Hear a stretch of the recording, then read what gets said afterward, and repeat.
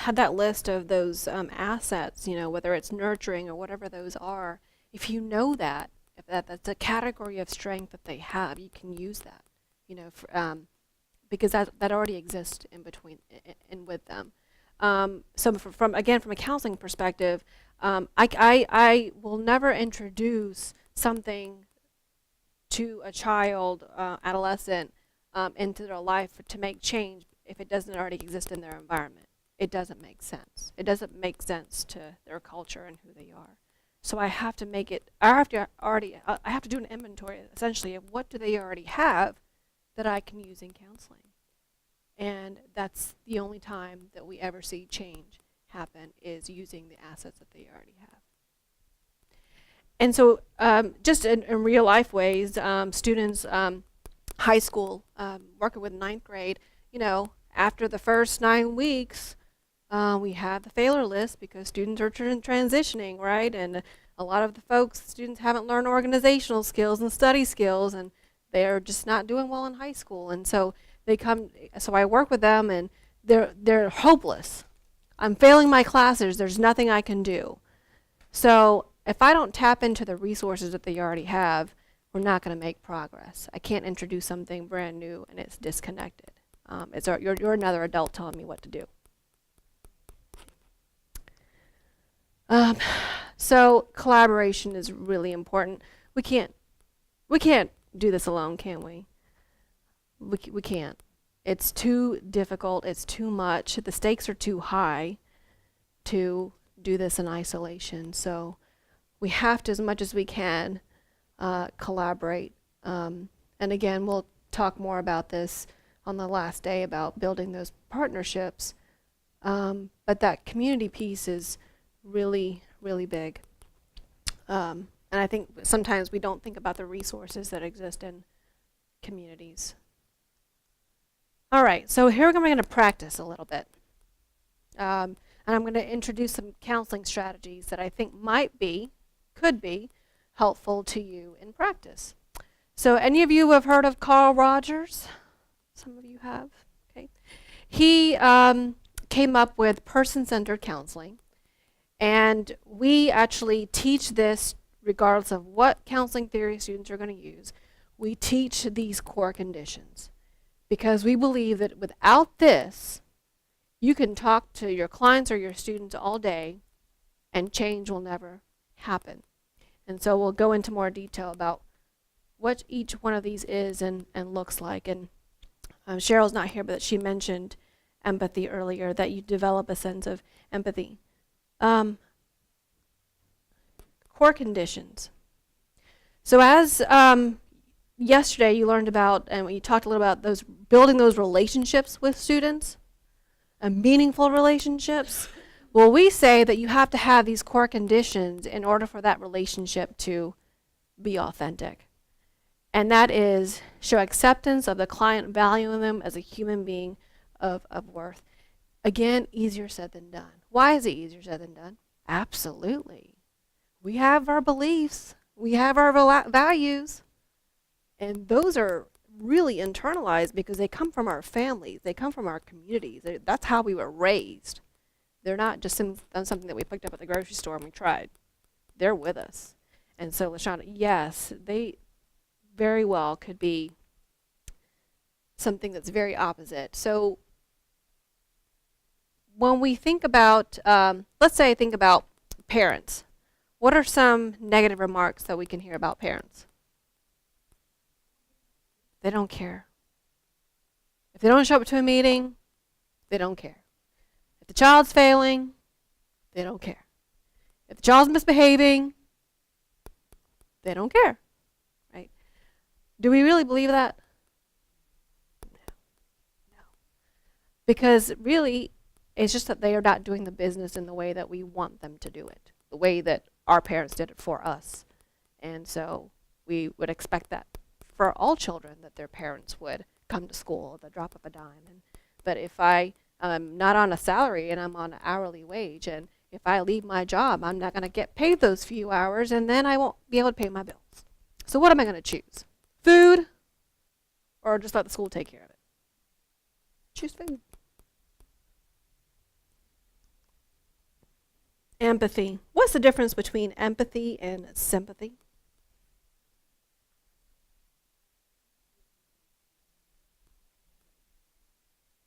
Yes. Yes. Empathy, everybody hear that? Empathy is when you feel it, and sympathy is when you think, hey, I understand your experience. Yeah. And that attitude majorly affects our actions and how we respond. And so when our students come into our programs, and I want to help, I'm just a great listener, all my friends come to me, we're like, you're for a rude awakening, because that's not what counseling is. It's very different. Uncovering your entire belief system and develop empathy and not feeling sorry for people, and you're their savior. You're nobody's savior. Right? So if you go back to that, where the expert is in the middle, we want students to be able to build those skills to be able to take care of themselves. And we help them find them. We don't say, well, you're on your own, you figure it out. Let me help you figure out what strengths and assets you have. So when I'm no longer in the picture, you can still help yourself. Yeah. Yeah. Anyone interested in a counseling program?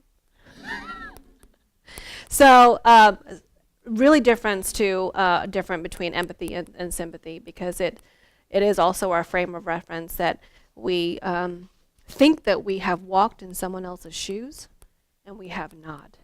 So take a look at this, turn to your neighbor, and share what you see.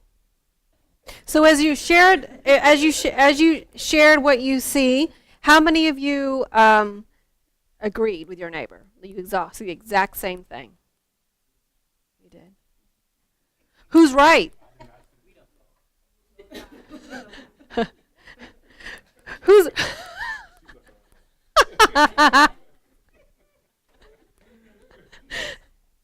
love it when we're having fun, when we're learning.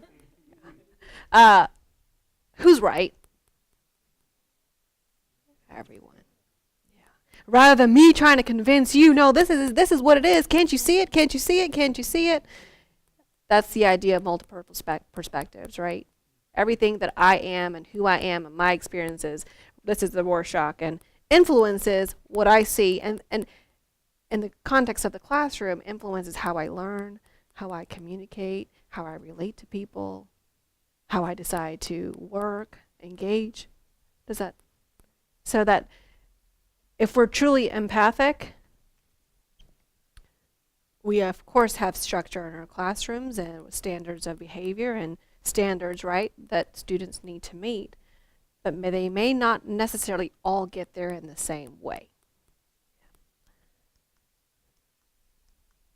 Congruence is the other core condition. Means the counselor is genuine and real, and someone already mentioned that you can tell, right, when someone's not genuine. And kids know, right? They can smell you out in the hallway and they'll avoid you, right? So I like this question. Would you want to talk your problems over with someone acting false? Would you want to be in a meaningful relationship with someone who you don't believe is genuine? Are you going to work for someone, perform for someone who you don't believe is genuine and truly cares about you? I mean, I think about my boss, and I work hard because I know he's great. He is affirming. He says he understands my needs, and yet has expectations for all of us, and is attentive to all of that, and yet saying, I value you. And so I know he's congruent. And so think about how you are congruent with your students. As a teacher, how do you display congruence? What does that look like? Honest. Making time. Listen. You're going to be vulnerable with them. One biggie from my experience in schools is following up with what you say you're going to do. They remember. If you said you're going to get back with them tomorrow, if you said they're going to get this, you better follow up. Yeah. Otherwise, the trust is broken. there's no genuine relationship anymore. I really appreciate this in the conditions of worth, especially with think about your students who just feel hopeless, like I can't do this, I can't get this, I'm trying hard, it's difficult for me. Do you hear that language, right, in your classrooms? And if you maintain that congruence and that genuine approach, for that child, it's esteem building. It's to say, somebody is in my corner. Somebody is supporting me. That I'm not the failure that I think I am. And again, it's really important when we're thinking in counseling terms for change to take place. Unconditional positive regard. Final condition. How many times are children criticized or judged? All day, every day. All day, every day. And they're always asked, why did you do this? Why did you do that? Why didn't you do this? And what is usually their response? Because, And if they do answer, it's not really our right answer, right? So we don't get into that place of judging. That's difficult to do. It's difficult to not judge someone else's behavior if it's not, again, with our values and our beliefs and how we were raised. And especially when you have expectations on yourself, right, for performance. So we're going to practice, okay?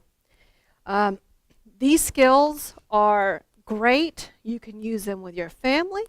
You can use them with your boss. You can use them with children.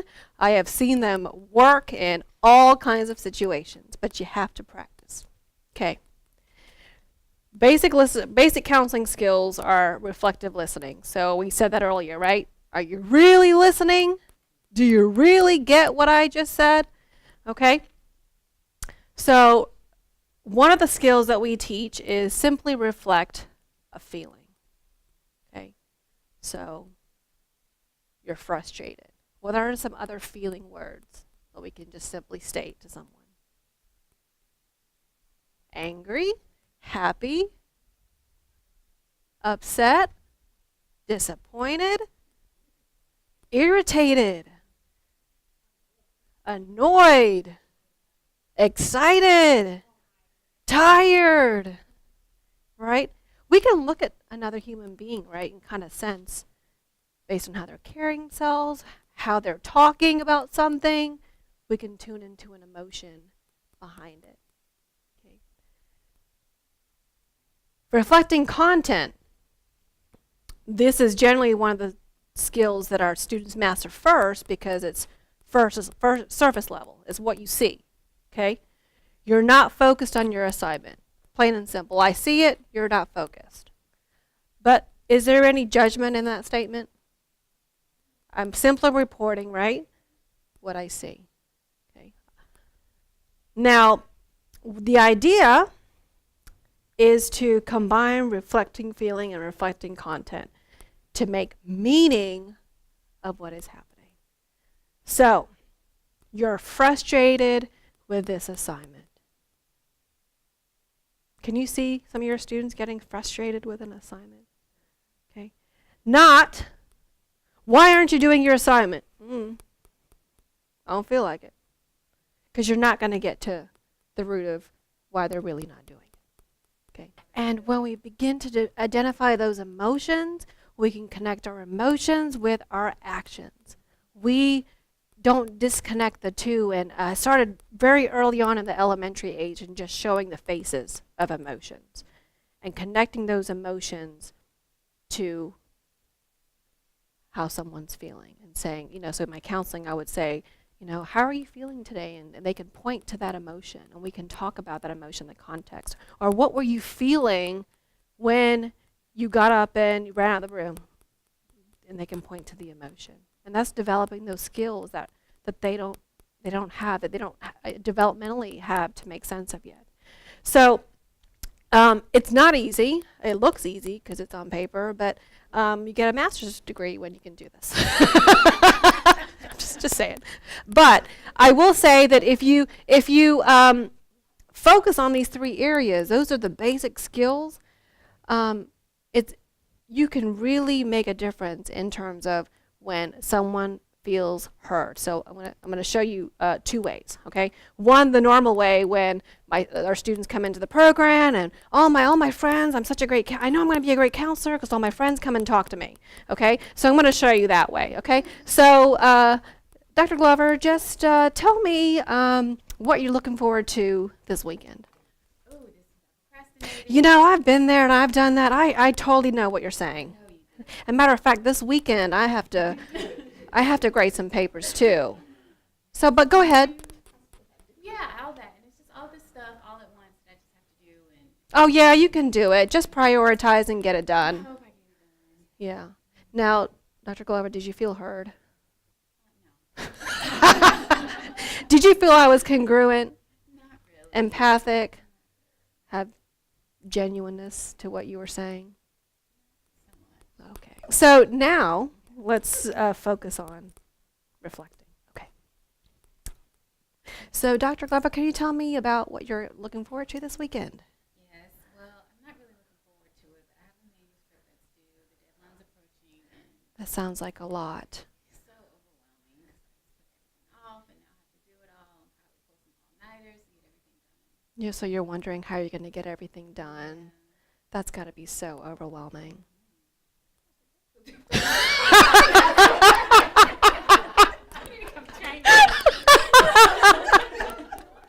So, did you feel heard? I did. Did you feel I was genuine I with really did. listening? Okay, all right. We can do a session after lunch. So, did you see the difference between truly reflecting on someone's experience and where they are versus me interjecting me and who I am into that person's business and not getting anywhere?